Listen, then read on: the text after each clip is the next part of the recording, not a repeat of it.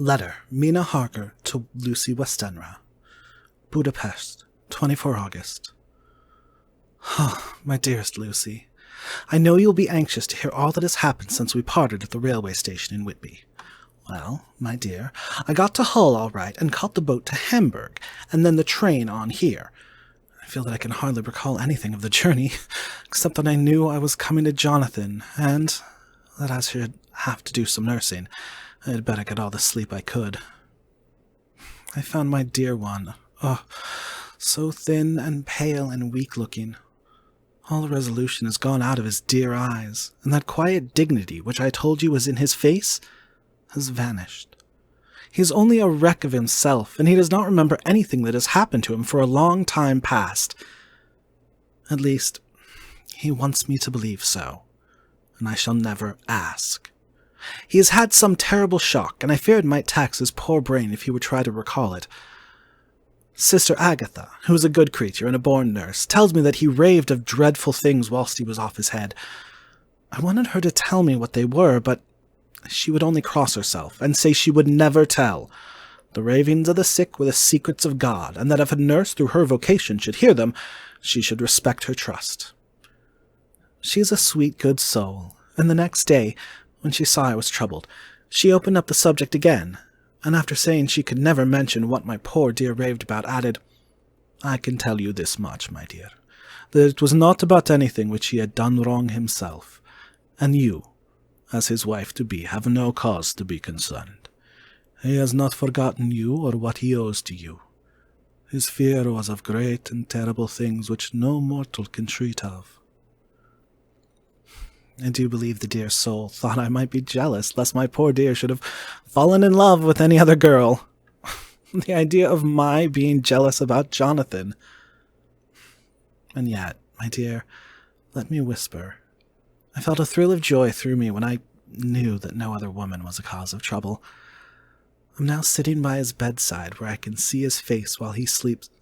He's waking! When he woke, he asked me for his coat, as he wanted to get something from the pocket. I asked Sister Agatha, and she brought all of his things. I saw that amongst them was his notebook, and was going to ask him to let me look at it, for I knew then that I might find some clue to his troubles. But I suppose he must have seen my wish in my eyes, for he sent me over to the window, saying he wanted to be quite alone for a moment. When he called me back, when I came, he had his hand over the notebook, and he said to me very solemnly, "Wilhelmina." I knew then that he was in deadly earnest, for he has never called me by that name since he asked me to marry him. You know, dear, my ideas of the trust between husband and wife. There should be no secret, no concealment.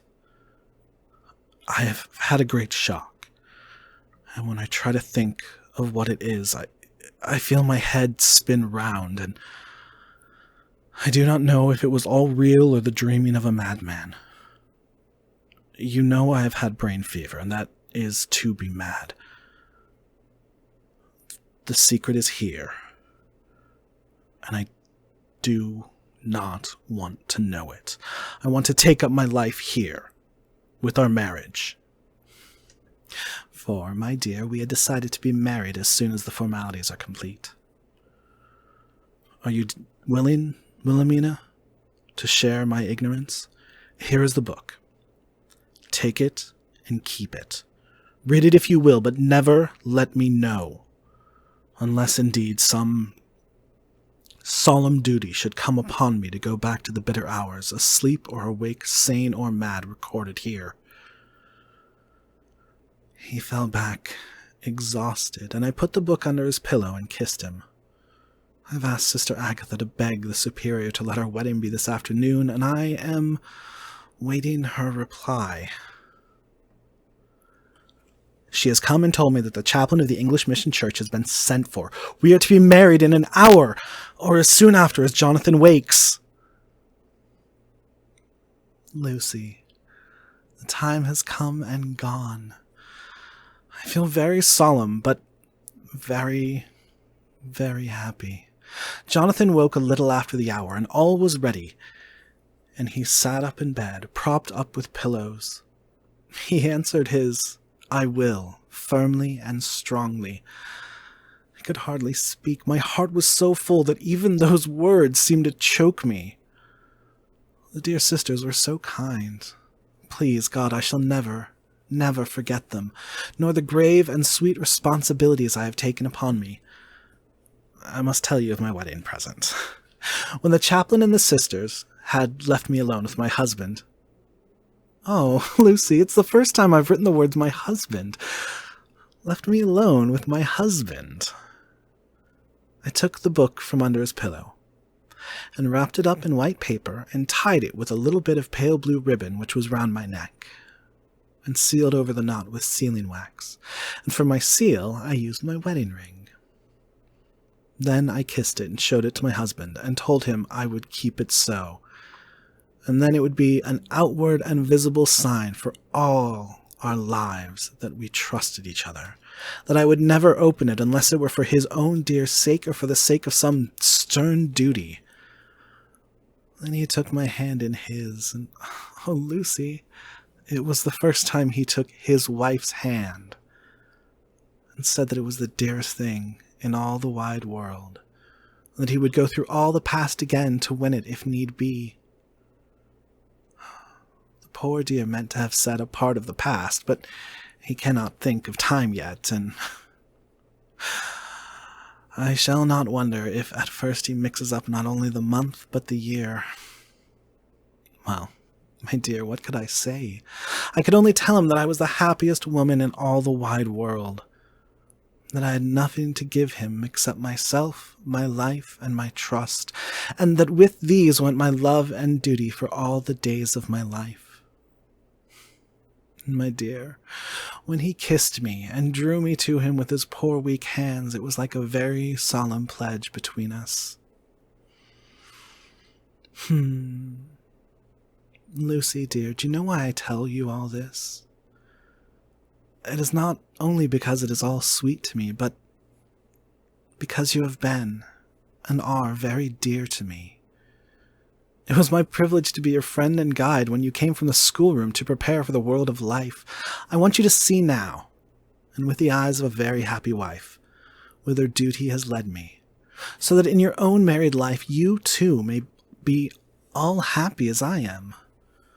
Ah, my dear, please Almighty God, your life may be all it promises. A long day of sunshine with no harsh wind, no forgetting duty, no distrust. I must not wish you no pain, for that can never be, but I do hope you will be always as happy as I am now. Goodbye, my dear. I shall post this at once, and perhaps write you very soon again. I must stop, for Jonathan is waking. I must attend to my husband. Your ever-loving Mina Harker. Lucy Westenra Diary. Hillingham, 24 August. I must imitate Mina and keep writing things down. Then we can have long talks when we do meet. I wonder when it will be. I wish you were here with me again, for I feel so unhappy. Last night I seemed to be dreaming again just as I was at Whitby. Perhaps it is a change of the air, or getting home again. It is all dark and horrid to me, for I can remember nothing. But I am full of vague fear, and I feel so weak and worn out. When Arthur came to lunch, he looked quite grieved when he saw me, and I hadn't the spirit to try to be cheerful. I wonder if I could sleep in Mother's room tonight. I shall make an excuse and try.